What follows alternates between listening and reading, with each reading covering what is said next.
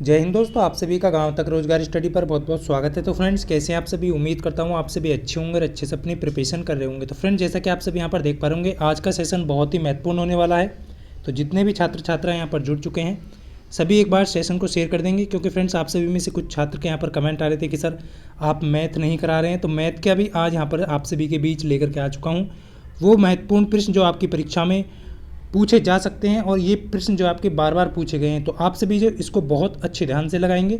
जितने भी छात्र यहाँ पर जुड़ चुके हैं, सभी एक बार सेशन को शेयर कर दीजिए।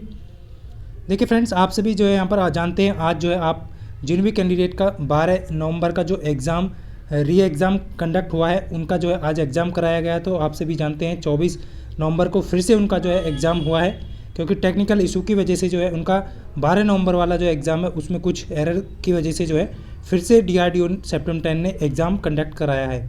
तो उनका एग्ज़ाम हो गया है। तो आप सभी जो है, अब देखिए बहुत सारे कैंडिडेट यहाँ पर फर्स्ट क्वेश्चन आप सभी के सामने है।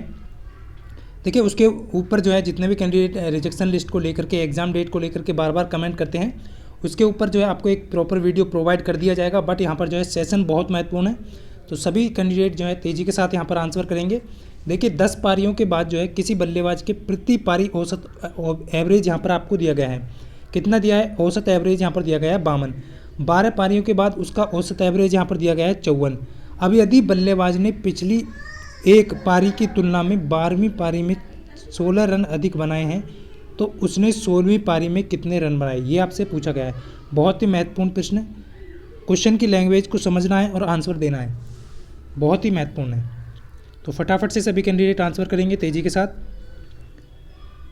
बिल्कुल यहाँ पर जितने भी कैंडिडेट का आंसर देख पा रहा हूँ मैं, कुछ कैंडिडेट का आंसर आने लगा है। देखिए जल्दबाजी में आप आंसर ना करें, सोच समझकर सभी को आंसर करना है। तो बिल्कुल यहाँ पर बी ऑप्शन करेक्ट होगा, इसका 56 जो है इसका करेक्ट आंसर हो जाएगा। किस तरीके से करना है? देखिए क्वेश्चन को करने का सबसे बेस्ट तरीका ये है, जैसे कहा है 10 पारियों का जो औसत है आपको दिया है, तो 10 पारियों में टोटल जो है यहाँ पर कितना स्कोर किया गया होगा उसके द्वारा। तो 10 का स्कोर जो है 52 औसत है यहाँ पर, तो टोटल 520 रन बनाए गए होंगे उसके द्वारा, खिलाड़ी के द्वारा। उसी प्रकार 12 पारियों का औसत आपको निकालना है। 12 में जो औसत कितना आ रहा है? 54 आ रहा है। तो इसी प्रकार आप यहाँ पर निकालेंगे तो यहाँ पर 648 आ जाएगा 12 पारियों का स्कोर। अब देखिए फ्रेंड्स, आप सभी में से क्या करना है, 12 पारियों में से आपको जो है 10 पारियों का स्कोर आप घटाएंगे, तो यहाँ पर जो है स्कोर निकल के आएगा 128। यानी कि 2 पारियों में जो उसका लास्ट की जो 2 पारियाँ हैं उसमें जो उसका स्कोर हुआ है वो 128 हुआ है। अब जहाँ पर कहा गया है आपको, देखिए सिंपल है कि 12वीं पारी में जो अंक प्राप्त हुए हैं, यानी रन जो उसने प्राप्त करे हैं, वो 16 रन अधिक प्राप्त करें। तो मान लेते हैं हम 11वीं पारी में 11वीं जो पारी है उसने उसमें x रन, यहाँ पर जो है x रन बनाए, लेकिन 12वीं में कितना बनाएगा? वो x + 16, क्योंकि x से वो 16 अधिक बनाएगा, ये कहा है। और वो कितने के बराबर है? 128 के बराबर हो जाएगा। तो सिंपल है, 2x बराबर आपका कितना आ जाएगा? 2x बराबर आपका यहाँ पर आ जाएगा। देखिए 16 को इधर ले जाएंगे तो 128 से 16 को आपको यहाँ पर माइनस करेंगे तो 112 यहाँ पर जो है आपका बच जाएगा। अब 2 से 112 को काटेंगे तो x की वैल्यू यहाँ पर आपकी निकल के आ जाएगी 56। तो आपसे पूछा क्या गया है, इसके अकॉर्डिंग आपका आंसर जो है, देखिए 11वीं जो पारी है उसमें रन पूछे हैं, तो उसने जो है 56 रन बनाए हैं। यदि आपसे 12वीं पारी में पूछा जाए तो 16 रन और ऐड इसमें करके आप आंसर दे सकते हैं। तो जिस तरीके से आपसे क्वेश्चन को एग्जामिनर पूछ रहा है उसके अकॉर्डिंग आपको यहाँ पर आंसर करना है। तो उम्मीद करता हूँ फ्रेंड्स आप सभी यहाँ पर समझ पाए होंगे। यदि अभी भी आपके समझ में नहीं आया तो वीडियो को स्किप करके आप देख सकते हैं। तो चलिए नेक्स्ट प्रश्न की तरफ चलते हैं। सेकंड प्रश्न आप सभी के सामने है फ्रेंड्स, बहुत ही महत्वपूर्ण प्रश्न है, क्योंकि महत्वपूर्ण प्रश्न ही आपकी परीक्षा में आपको जो है टायर फर्स्ट क्वालिफाई कराएंगे और टायर सेकंड के लिए आप जो है क्वालिफाई कर पाएंगे, यानी टायर सेकंड में आपसे भी बैठ पाएंगे। देखिए फ्रेंड्स, कुछ कैंडिडेट यहाँ पर जो है टेक्निकल को मजबूत है, कुछ कैंडिडेट का कुछ का जो है नॉन टेक्निकल यहाँ पर मजबूत है। तो आप सभी को दोनों को यहाँ पर साथ में लेकर के चलना है, यदि अच्छा स्कोर आपको करना है। तो बिल्कुल यहाँ पर सेकंड प्रश्न आप सभी के सामने है, सभी कैंडिडेट तेज़ी के साथ आंसर करेंगे। देखिए क्वेश्चन तो आपको हर तरीके से पूछ सकता है एग्जामिनर, लेकिन यहाँ पर इस टाइप का क्वेश्चन मैंने आपको रख दिया है कि बेसिक लेवल का क्वेश्चन भी यदि एग्जामिनर आपसे पूछ रहा है तो आप इस टाइप के प्रश्न को आसानी से कर पाएंगे, क्योंकि ये जो है बेसिक से भी थोड़ा अप लेवल का है। तो इस चीज़ का आप ध्यान रखेंगे। यदि आप इस प्रश्न को आसानी से कर रहे हैं तो बेसिक प्रश्न आप कर लेंगे, क्योंकि आपसे बेसिक पूछा जाता है। ए कोई व्यक्ति है वो 15 घंटे में भर रहा है, बी कोई व्यक्ति है 20 घंटे में भर रहा है, तो दोनों मिलकर के कितने घंटे में भरेंगे? तो वो तो सिंपल क्वेश्चन है। बट यहाँ पर जो आप देख पा रहे होंगे देखिए बहुत सारे कैंडिडेट का आंसर यहाँ पर देखिए डिफरेंट आंसर आ रहा है, बट ऑप्शन जितने भी कैंडिडेट का बी आ रहा है बिल्कुल करेक्ट है। अब देखिए मैं आपको यहाँ पर करके दिखा देता हूँ। देखिए मान लिया हमने जो है एक ट्यूब जो है ए है जो कि 15 घंटे में क्या कर रहा है, आपका टैंक को भर रहा है। अब देखिए तली में आपका क्या है, रिसाव होने के कारण वो क्या हो रहा है कि वो टैंक जो है 20 घंटे में भरता है। तो भाई साहब यहाँ पर आपको ध्यान रखना है मेरे दोस्त कि मान लेते हैं हम वो सी पाइप है या वी पाइप, आप यहाँ पर सभी बी मान लेते हैं हम, कोई बी पाइप है, यानी कि जो आपका जो रिसाव हो रहा है वो बी से हो रहा है। मान लीजिए आपको उसमें जो टैंक में आपकी टोंटी होती है उसको बी मान लेते हैं हम, तो पानी निकल कितने रहा है बी जो है उसको हम यहाँ पर मान लेते हैं, यानी कि ए भर रहा है और बी के अकॉर्डिंग यहाँ पर निकल रहा है। तो टोटल जो है 20 घंटे लग रहे हैं, बी के अकॉर्डिंग यहाँ पर निकल रहा है और ए जो भर रहा है। तो दोनों का एलसीएम लेंगे, यहाँ पर 60 आएगा, 15 चौका 60 आएगा, 20 दिया 60। अब यहाँ पर देख पा रहे होंगे फ्रेंड्स ए की वैल्यू आपको 4 है, तो ए माइनस बी की वैल्यू आपको यहाँ पर ए और बी जो मिलकर के कितना पानी भर रहे हैं, तो वो जो है आप सभी यहाँ पर देख पा रहे होंगे 3। तो बी का यहाँ पर जो है वैल्यू बी कितना भर रहा है इसमें निकाल रहा है। देखिए ए तो आपका पानी डाल रहा है इसके अंदर, बी जो है वो निकाल रहा है। तो बी कितना निकाल रहा है, तो आप सभी देख पा रहे होंगे इसमें मान निकाल लेंगे तो एक पानी जो है यहाँ पर जो है वो निकाल रहा है, यानी कि आपको ध्यान रखना है ए जो है 1 घंटे में 3 यहाँ पर जो है 4 भरता है, बट वहाँ पर बी के द्वारा जो है 1 घंटे में 1 लीटर पानी जो है वो खाली हो जाता है। तो इसके अकॉर्डिंग यहाँ पर जो है आप सभी को यहाँ पर ध्यान रखना है। तो यहाँ पर पूछा गया है कि जो खाली करने में जो है टंकी को कितना समय लगेगा, तो बी जो है वो खाली कर रहा है, तो बी को 60 लीटर पानी को खाली करने में मान लीजिए आप 60 लीटर से मान सकते हैं इस तरीके से, और ये 1 घंटे में कर कितना रहा है, तो इसे कितने घंटे लगेंगे, तो इसको 60 घंटे लगेंगे। तो इस तरीके से बिल्कुल सही एक्यूरेट आंसर जो आपका बी हो जाएगा। तो इस तरीके से जो है आप आसानी से प्रश्न को सॉल्व कर सकते हैं। बहुत अच्छे, जितने भी कैंडिडेट का ऑप्शन बी है बिल्कुल सही है। देखिए प्रश्न बहुत ही अच्छे हैं आप सभी के लिए। देखिए इस टाइप का जो प्रश्न है वो भी आपके एग्जाम में बार बार पूछा जाता है, और अक्सर कैंडिडेट यहाँ पर जल्दबाजी में गलती करते हैं, तो आपको ये गलती नहीं करनी है। तो जल्दी से सभी बताएंगे। देखिए एक दुकानदार ने क्या किया है कि 2 खिलौने हैं और प्रत्येक को जो है 990 रुपये में बेचा है। पहले पे उसे 10% का प्रॉफिट हुआ है और सेकंड वाले पे दूसरे पे 10% की हानि हुई है। तो लाभ या हानि कुल प्रतिशत ज्ञात कीजिए। देखिए 2 तरीके हैं इस प्रश्न को सवाल करने का। एक तो क्या है, जब भी कभी जो है समान मूल्य में आपकी वस्तु बेची जा रही है तो उस पर जो है आप सभी को बराबर का लाभ हो रहा है और बराबर की जो हानि हो रही है, तो आप सभी ने सुना होगा A plus minus B plus minus A into B upon 100। इससे भी आप यहाँ पर आंसर निकाल सकते हैं। तो बिल्कुल यहाँ पर जितने भी कैंडिडेट का आंसर आ रहा है कि 1% का जो यहाँ पर लॉस होगा, तो बिल्कुल यहाँ पर सी करेक्ट हो जाएगा, क्योंकि 1% की यहाँ पर आपकी हानि होगी। अब देखिए मैं एक और तरीका यहाँ पर बता रहा हूँ कि आप सभी को ध्यान रखना है। तो 10% का लाभ हुआ, यानी कि उसने 10 वाली वस्तु को जो है 11 में बेचा। पहली यहाँ पर आप फर्स्ट मान लेंगे और यहाँ पर आप सेकंड मान लेंगे। दूसरी क्या क्या उसने 10 वाली वस्तु को 9 में बेचा है, यहाँ पर उसे 10% की हानि हुई है। अब देखिए बेचा 11 में ना है तो कितने में बेचा गया उसके द्वारा, 990 रुपये में। तो ये कितना हो जाएगा गुना इसका, तो आप सभी देख पा रहे होंगे 90 गुना है। इसी प्रकार ये दूसरी वस्तु भी आपका जो है 9 में ना बेच करके कितने में बेची है, 990 में, तो ये 110 गुना हो जाएगी। इसी प्रकार यहाँ पर जो है 10 के साथ भी आपको जो मल्टीप्लाई करने का होगा 90 का ही, तो ये आपका 900 आ जाएगा। यहाँ पर जो है 900 आ जाएगा। और इसी प्रकार यहाँ पर 110 की गुना आपको 10 में भी करनी होगी, क्योंकि दोनों साइड में आपको गुना करनी है। तो ये 1110 इसका आ जाएगा, ये 1100 हो जाएगा। और ये जो है यहाँ पर आप सभी देख पा रहे दोनों समान में बेची गई हैं, दोनों अब समान है, आप देख पा रहे ये आपका टोटल कॉस्ट प्राइस आपको यहाँ पर ऐड कर लेना है। तो कॉस्ट प्राइस टोटल जो है 900 और 1100 आपका 2000 हो जाएगा, यानी कि सीपी आपका टोटल 2000 हो गया। क्लियर है। अब देखिए सेलिंग प्राइस जो आपका यहाँ पर देख पा रहे होंगे 990 है, और 990 एक वस्तु का है, तो 2 वस्तु का कितना हो जाएगा यहाँ पर आप सभी को ध्यान रखना है। एक वस्तु का यहाँ पर जो है 1980 रुपये, 2 वस्तु का जो है 1980 रुपये हो जाएगा। ये आपका सेलिंग प्राइस है। आप देख पा रहे होंगे 2000 रुपये की कोई वस्तु है 1980 रुपये में बेची गई है, तो कितने का यहाँ पर लॉस हो रहा है, तो आप सभी देख पा रहे होंगे 2000 पे जो है आपका 20 रुपये का लॉस हो रहा है। तो इसके अकॉर्डिंग आपका राइट आंसर यहाँ पर देखिए आप काटेंगे तो 20 से 20 कट जाएगा, तो 1% का यहाँ पर आपको लॉस हो रहा है। तो इस चीज़ का आपको ध्यान रखना है। बिल्कुल जितने भी कैंडिडेट का सी ऑप्शन है बिल्कुल करेक्ट है, तो 1% की यहाँ पर जो है हानि हो जाएगी। तो इस चीज़ का आप ध्यान रखेंगे। इस तरीके से भी आप क्वेश्चन को सॉल्व कर सकते हैं। देखिए नेक्स्ट प्रश्न देखेंगे फ्रेंड्स, बहुत ही अच्छा प्रश्न आप सभी के बीच। देखिए बहुत ही अच्छा और बहुत ही बेहतरीन प्रश्न है। जितने भी कैंडिडेट यहाँ पर जुड़े हुए हैं फ्रेंड्स, यदि आपको ये सेशन अच्छा लगता है तो वीडियो को लाइक ज़रूर क्या करें।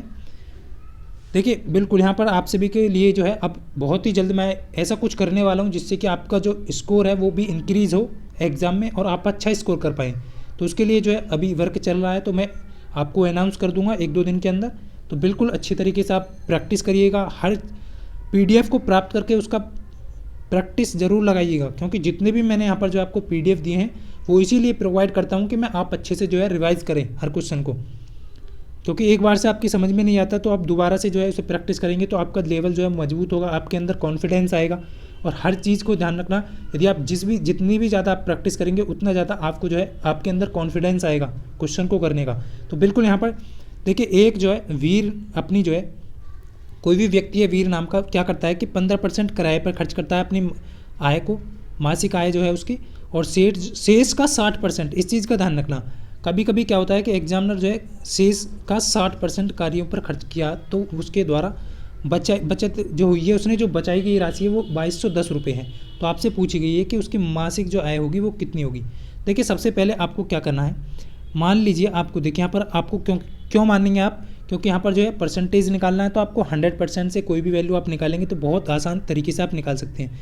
मान लीजिए उसकी आय जो है, मान लेते हैं हम कि उसकी जो आय है वो 100 रुपये है, ये हमने माना है, ये आप सभी को ध्यान रखना है। 100 का 15% आप यहाँ पर निकालेंगे, 15% ये निकाल दिया मैंने, आप सभी को ध्यान रखना है। तो ये आपका यहाँ पर निकल के आ जाएगा 15 रुपये।